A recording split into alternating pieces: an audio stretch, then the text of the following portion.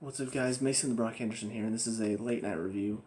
And pretty disappointing that so few days after joyously celebrating our win over Liverpool and feeling like we're on top of the world, 3 days later, Champions League is gone. Like that. And the thing is, I knew Huddersfield was going to be a tough game. I knew it was. They managed to hold their own against Man City at the Etihad, made it 0-0.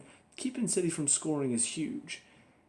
But the thing is, we have something to play for. City really, at this point, doesn't. They've already won. The only thing they're really kind of playing for right now is maybe hitting 100. But even then, they didn't have to win that game to do so. They're kind of high off the celebrations of, it was their trophy celebration day, so a little bit more focus on that. It would make sense that they wouldn't 100% be focused on winning that game. However, we should go into that game expecting to win. Really expecting to win. Fighting hard, pushing for it. Instead, what does Conte do? I know. Let's take out Hazard and Giroud and Moses after having one of the best games he's had so far at least this half of the season for sure. Let's take those three out. Yeah, that should work. And it doesn't. It doesn't work. It was awful. First half was terrible to watch. We created a few chances, yeah, but really never it looked dangerous. We held our own defensively, but we've been solid defensively. We've never really had anything to worry about defensively. It's always, can we finish? Can we put in a good attack to finish? And guess what? Without Hazard, without Giroud, we can't. Murata's not dangerous enough. Willian on his own, not dangerous enough. Pedro is a joke. And you changed so much. You changed all this stuff. You took off Moses and brought on Zappacosta. You're pretty much just setting us up for failure. So, it's no real surprise today. We end up with a draw. It's frustrating, but looking at the lineup, it's a lineup of a coach who just doesn't care, a manager who doesn't care. He's switching out people. Unfortunate, yes, that we had to put Caballero in instead of Courtois, and he probably should have done a bit more on the goal. So, that's something that you can't help. But as far as our attack is concerned, there's no reason why Moses shouldn't be playing today. There's no reason why at least Hazard shouldn't be starting today. So, first of all, let's talk about the referee. I will say we weren't helped by the fact that Lee Mason was pretty much for Huddersfield today. And I know I make jokes about it all the time, but it was pretty one-sided. A lot of small challenges going their way, and then Willian got bullied today. And Lee Mason was just like, no, there was no foul there. I know he pulled you down and was pulling you back and all that stuff, but there's no foul there. The goal comes from a guy tugs on his shoulder, and there's no foul. There's a problem there. First half, 2 minutes of stoppage time, even though they were wasting so much time, and then on top of that, they wasted a little bit more time, and then it's our corner, and he calls halftime right there. There's a problem there, and it kind of sets up this frustration in the players whenever the referee is calling things sort of more one way than the other. So I will say that's pretty frustrating when we're already not playing well. The coach has already made several bad decisions, and then the referee's having a bad game against us. That makes it even more frustrating. But talk about individuals. Caballero, obviously, the goal is... it wasn't 100% his fault. There is the fact that the foul should have been called on Willian. There's the fact that Rudiger should probably do more to make sure that, whatever's named Deportre, however you pronounce it, doesn't get in behind him. But, yeah, Caballero, he's got to deal with that. He's got to put his body and not pull away from it. He's got to make sure he gets contact on the ball or stay in your goal. But to come out and miss it completely, that's a problem. And then honestly, if Deportre had fallen over there could have been a chance that the referee says, "Oh, that's a penalty," or just foul right outside the box and possibly give him a yellow or a red. So really bad there, and it wasn't the only time either. There was another point where ball gets played in behind. Rudiger's waiting for him to come collect. He doesn't come out. So it's just honestly, it's one of those things where I'm watching him play this game and I'm thinking to myself, I think Courtois should play in the FA Cup final. There are some times whenever your backup keeper does well in a cup competition, you want to let him play in the final. We need to win a trophy this year because we're not making it Champions League at this point. We have to win and Liverpool has to lose the final day for us to make the Champions League, and Liverpool has to lose against Real Madrid, which there's a chance, spunky little Liverpool has a chance to overthrow Real. So there's so many things that could go wrong for us to not end up in the Champions League. So we need to end at least with the trophy this year. FA Cup final, we got to win. And in my opinion, Courtois should be playing. Because Caballero showed today why he's not good enough to play in a cup final like that. So a little bit frustrating there. As far as the defense is concerned, all three of them did pretty well. Defensively, we didn't really have any issues today. Aside from that one mistake, which was really more Caballero, the rest of the game was pretty much us on the attack. So I guess as far as the attack is concerned, Azpilicueta definitely was very dangerous. I thought his balls in were incredible, and honestly, we should have finished at some point. But every single time the ball came in from him, it was dangerous. You're thinking this is going to lead to a chance. He put himself wide, which gave us a lot of space out there. So, in my opinion, if Moses were out wide, I feel like a lot of that space out wide was wide open. And when Azpilicueta got there, he's more effective at putting in the ball than Zappacosta is, and it showed. He had so much time to just take a touch, find a great cross in. Unfortunately, though, it just wasn't coming off. And a lot of that came down to the fact that just the players that it's falling to, Murata, Pedro was the other one that fell to quite a bit. I don't know, it was like they're there, but they're not really there. They're just kind of in the general vicinity. So anyway, Christensen had one pretty good chance to win us the game. Good header. Unfortunately, not quite enough power, and had enough time to get a hand on it, push it to the post. So unfortunate, but defensively he did well. And Rudiger also defensively did well. He's really become a lot more consistent in the back, and I'm glad, because we've needed somebody aside from Azpilicueta to step up, because we can't just rely on him to do it every single game. But I thought, defensively he's done well recently, and today he had another good game. And that comes off of, a lot of chances for Huddersfield to break on us, because there are some chances where it was one-on-one, and Rudiger does well to hold the guy off, win the ball, and then keep the attack going for us. So I thought he played very well today, even though probably should have scored very early on. Use your left foot, man. Come on. The wingbacks, Alonso didn't really provide much. He did okay. It's not like he had a poor game, but yeah, he's still not really providing much. And based on the fact that Emerson, I thought, did well whenever he got his chances, I'm just like, why is Alonso just instantly back in and plays 2 games in a row, full 90 minutes? It just feels like, if I'm Emerson, I'm just like, what was those 3 games? Where we won all 3 games, I played well. What happened? Why am I all of a sudden on the bench again when he's not really doing much to earn the spot? So I don't know. Maybe it's because I see more of what he does off the ball. Because I see it and I'm just like, why are you coming inside when you're supposed to provide the width for us? I see so much of that, and it just frustrates me. Because I'm the type of person who, whenever I see a player not doing their job or doing something that isn't what they're supposed to be doing, I get frustrated. And Alonso does that quite a lot. So, but Zappacosta on the other side for me is just, he's one of the 2 players that should not have seen the field, and he proved why. Just really, really poor. His crosses were poor. His touches were poor. It felt like every time the ball went to him, it was negative. He'd cut it back, played it to somebody behind him. And so it always felt like whenever it swung over to that side, things just weren't working out. We lose the ball or it goes back to our defense. Our attack slows down because it went out to him. So whenever he was the first one off, I completely agreed. I was like, yes, get him off. Um, into the middle, Fabregas and Conte.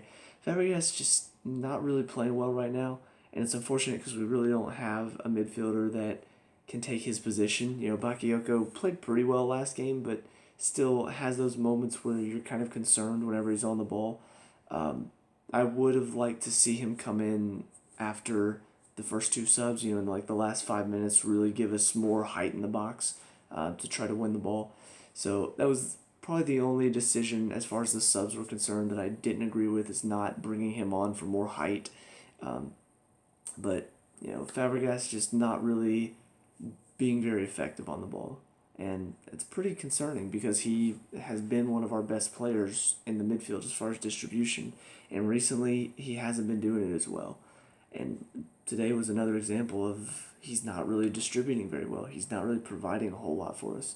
So hopefully we can find somebody to take his spot, because I feel like next season is probably going to drop off even more.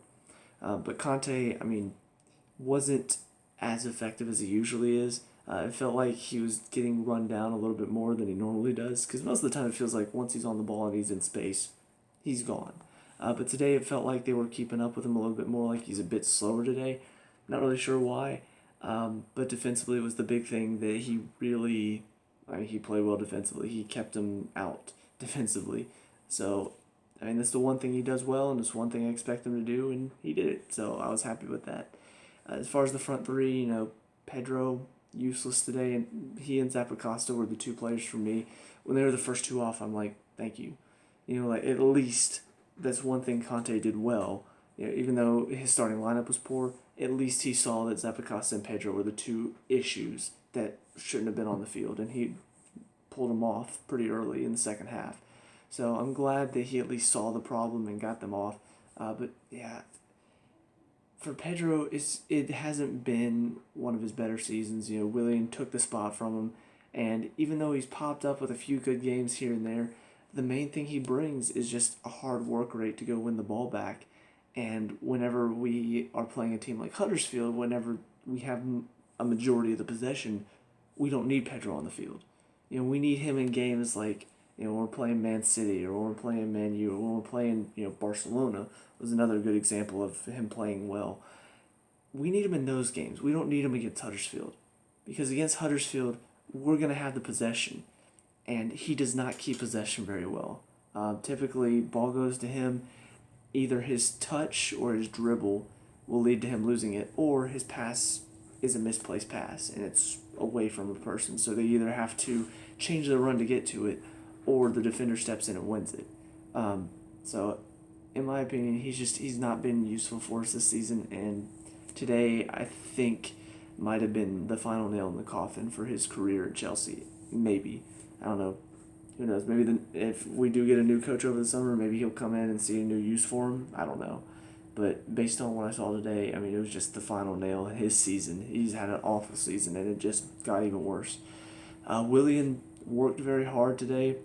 You could see his frustration, and it is understandable, because whenever you're a player putting in so much effort and providing so many dangerous crosses and dangerous runs that cause the defense to collapse on you, and then you play it and then somebody loses it, it does get pretty frustrating.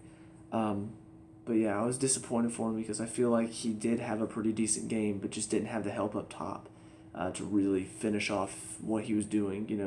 The crosses, the free kicks, the dribbles into the box, cutting it back. Players weren't really there for him, so I felt bad for him. I feel like he played well. And then Murata, still not providing the price tag that we paid for him. Still not doing enough to justify it. The one good thing that he did today was good ball from Conte, nice turn, and then takes it around the keeper, cuts it back, but then nobody's even making the run in. So it's like the one good thing today. Nobody else made the run with him, so it was like completely useless because nobody else helped him out. But aside from that, he really just didn't provide much. The one thing that he did well at the beginning of the year that I thought, this is what he's going to bring, that Costa didn't really bring, was a lot of movement. And it's something that dropped off for whatever reason. So he wasn't the physical player that's going to bully the defense, but he was a very mobile player that was going to cause the defense to have to track him. And I thought it was going to make it difficult. You have to track Hazard, now you have to track him, maybe track Willian. Tracking three players is difficult. But slowly, it was like the movement stopped, and then stopped, and then stopped. And now he's basically just a stagnant striker. And it's frustrating. Because the one thing that I wanted to see, and the one thing that I saw out of him at the beginning of the season, is now no longer there. And it's kind of similar to Fabregas. The one thing that he brings is great passing that sets up great attacks. He hasn't been bringing it over the past few games, so why is he out there? Murata, one thing he brought at the beginning of the season, good movement, shifting the defense around. He's not bringing anymore. Why is he still out there? So, yeah, it's something that I don't understand why nobody's looking at it and saying, look, Alvaro, this is what you need to get back to. This is what you need to do if you want to be that effective striker you were at the beginning of the year. It's not happening for him. So, as far as the subs that came on, obviously, Giroud and Hazard come on and momentum shifts. We get a goal fairly early on as soon as that momentum does shift. And then after that, it really could have easily been a win for us after that. And there is that little bit of, it's not really frustration, because the frustration really is with the result. The fact that we should have won, but we didn't because they put out a weakened lineup and our first half was poor. Second half obviously was much better. And we really should have won based on our performances, especially the final 15 minutes. But I guess that's kind of where it's almost justified, because we really don't deserve to be in Champions League based on our performances the second half of the season. And so it's almost like fate is just like, oh, you guys think you can make a late run of it and try to get into the Champions League, and it's like pulling us back. It's like, nope, you don't get this. And results like this, where we were the better team in the second half, we had the best chances. Huddersfield get one breakaway mistake from the keeper, and then all of a sudden they're up 1-0, and then we create chance after chance after chance after chance, and we can't finish any of them, even though they're all like right there. It's just deflections going wide, keepers making fantastic saves. It's just like all of these shots could have easily gone in. It could have easily been 2-1, and then we win the game, and now we put pressure. But because we don't deserve it, it's like fate is just like, nope, you guys played poorly. You lost, 5 in 8 games or something like that. You don't deserve Champions League. Get back here. It feels like it's justice for how we've played the second half of the season. So, yeah, I don't know. It's frustrating, but at the same time, it's kind of, you almost kind of want it to happen at this point, so there is a change that takes place over the summer. Because frankly, this second half of the season has shown why there needs to be a change at the club itself.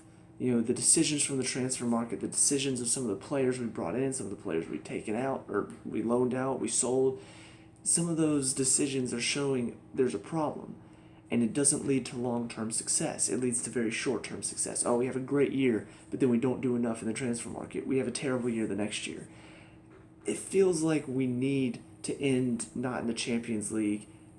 And, I want to end the season with a trophy, but it almost feels like if we don't end the season with a trophy and we end next year in the Europa League, it's kind of like, maybe now it's just we need to take a step back and say, look, there's a problem.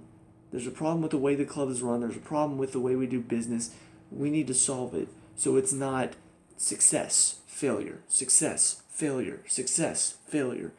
That's not how it should be.